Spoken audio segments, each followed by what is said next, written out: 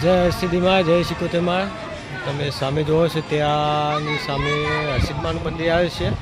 ત્યાંથી 2 કિલોમીટર આગળ આવો ત્યારે શિકોતરમાં, જે વહાણવટી શિકોતરમાં કે માતાજી, તેમનું મંદિર આવેલું છે. દરિયા કિનારે જે જગદુશ વાણિયાના વાહન તાળ્યા હતા, શિકોતર માતાજીનું મંદિર આવેલું છે.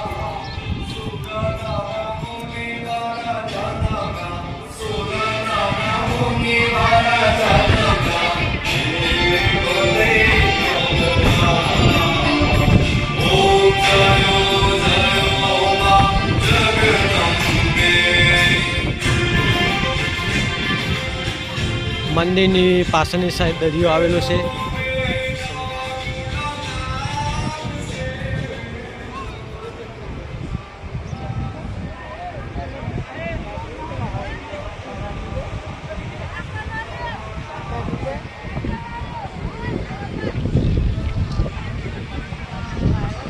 જય શ્રી કૃષ્ણ.